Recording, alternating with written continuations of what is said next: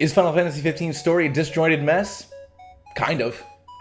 Final Fantasy 15 came out late last year, and I've since platinumed the game, putting in roughly 100 hours into the game, so I feel like I have a good authority on whether or not it's a good game. And the gameplay would definitely make any action RPG fan happy.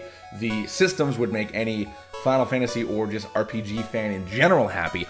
But the story is just like...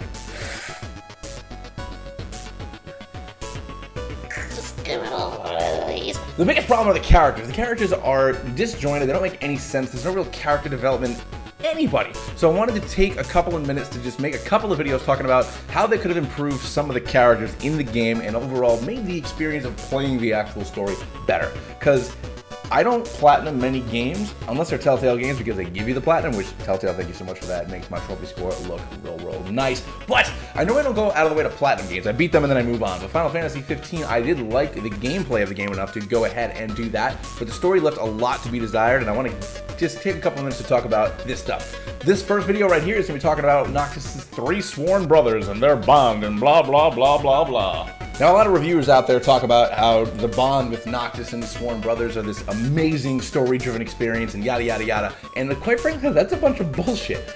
All 4 characters are paper thin and seem like they were written by somebody in middle school or high school with like some kind of weird fan fiction thing.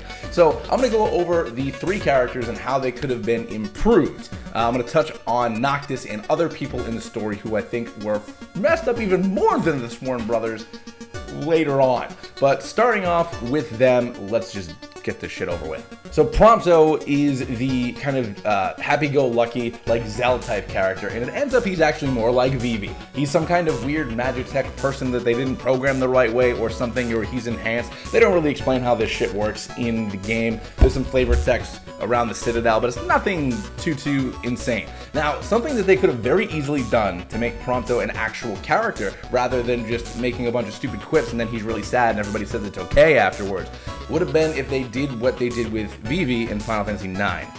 Now, what I mean by that is, as you're going through and you're fighting all the different Black Waltzes, you're coming across all these people in Final Fantasy IX that are giving hints that they know who Vivi is, what he is, whatever, and then it all gets kind of dropped on him and he has to deal with that and become a stronger person. And realize that he is not just some kind of automaton that was made, he is his own person, he's important, yada yada yada. They should have done that with Prompto. There are all these named villains you fight when you're taking over all of the different bases throughout the game, and they all have some kind of relevance to the Imperial Army. And Ravis has got his really cool robot Magitech arm thing, so instead of fighting them in giant walkers where they just scream at you about how they're gonna blow you up with missiles or step on you, why weren't they also some kind of Magitech enhanced bosses you actually had to fight in the story of the game, rather than just being bosses for side quests? Because if they had, every time you fought them, they gave Prompto a little quip, or with Arden actually made some kind of reference to the fact that he knew what Prompto was, other than when he did that weird little illusion thingy, it would have actually made you saving him in the chair and being like, bro, I got the key, man.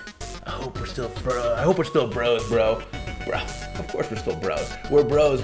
We're bros. Everybody's bros. And then they move on. It would have actually made some kind of character arc for him. So he's this goofy, happy-go-lucky person, and then you find out he's doing that because he's real sad, which you do kind of find out in some of the flavor text when you stay at one of the hotels. I can't remember what it was. He acts all happy and shit, but really he's not happy and shit, and that's fine. He's like, oh, I know I'm from the Empire and you guys look down on me. He's like, nah, bro, we don't look down on you. You're one of our bros. But that would have made more sense if it was in the actual fucking story. And also, if part of the story revolved around the fact that he was one of those, because the only relevance to him being a Magitech trooper thing is the fact that he can open doors. They could have made that a whole plot. They could have made that the game, and it would have made more sense. Anyways, that's Prompto. That's how you could have fixed him. Moving on. Ignis is the one with probably the least amount of character about him. He's the boss. He's dad.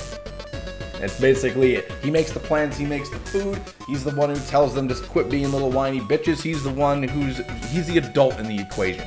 And that's fine, that's awesome. I liked Iggy. Iggy was great. But the problem with Iggy is he makes one reference about how he doesn't need his glasses, he just, has them. Because I like to see everything beyond as perfectly as humanly possible. And then he's blind. It would have been an opportunity for Noctis to kind of step up and actually be the leader of the group rather than just the most powerful one in the group being dragged along and whining about everything all the time. So this, along with what I'm going to say about Gladio, would have worked into making Noctis a stronger character. But really what happens is Iggy's blind. He wants to come along even though he knows he's some kind of burden. Everybody's like, all right, we'll just be careful kind of thing. And when you fight the Marlboro and then Ignis throws the magic in his mouth and makes him blow up, it should have been Noctis being like, I'm a smart guy too. I'm going to come up with the plan and I'm going to get us out of this. But no, Ignis is blind and he still comes up with the plan and still gets them out of it.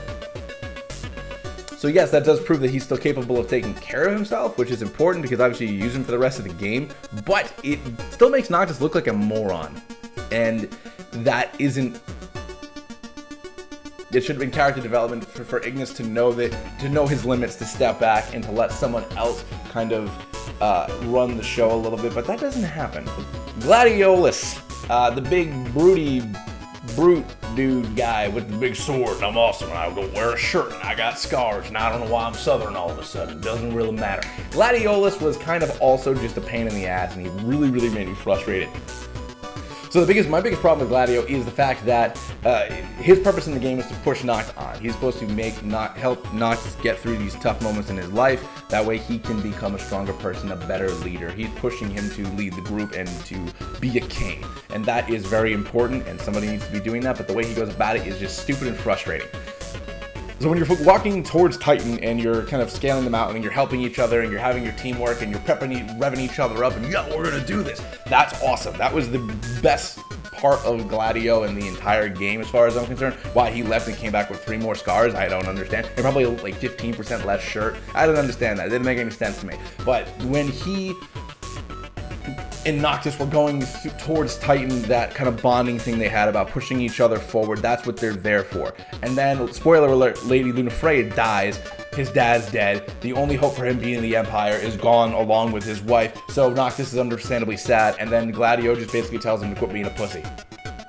That's not character development. That's not going to help him do a thing. Now, when they go down the elevator shaft thing and they're going through the swamp, they do have a little moment where he's like, all right, I'm going to be strong. I'm going to do this. Get off my back, Gladio. And he's like, all right, I will. And then that's the resolution. No, what it should have been was Gladio should have showed some human emotions. And it should have been like, look, I know you're going through all this stuff. We're all going through this stuff. But you need to get your shit together because you're the one who needs to look like they have their shit together because everybody's counting on you. There should have been that moment of weakness where he showed that he was a fucking human being. But instead, he was a douchebag. Noct was a douchebag. They both decided they were both douchebags and then they moved on. It made no fucking sense. So those are some ways I feel like they could have fixed the 3 sworn brothers and their relationship with Noctis and blah, blah, blah, blah, blah. I'm going to go over the girls. So we got Iris in Luna. We got the Arden and Ravis. As far as the bad guys go, we got some supplementary characters. Like, I want to talk about Talcott. I honestly could just talk about Talcott for like an hour and a half about how they wasted the opportunity for that kind of thing. So if you like the video, go ahead and hit wherever the like, subscribe, share, etc. buttons are below. If you agree with me, disagree with me, you don't like the sound of my voice, don't like my face, something about that, I want to know about it in the comments. But if you do like any of those things, I'm single. Thanks for watching. Keep it clean. Later, guys.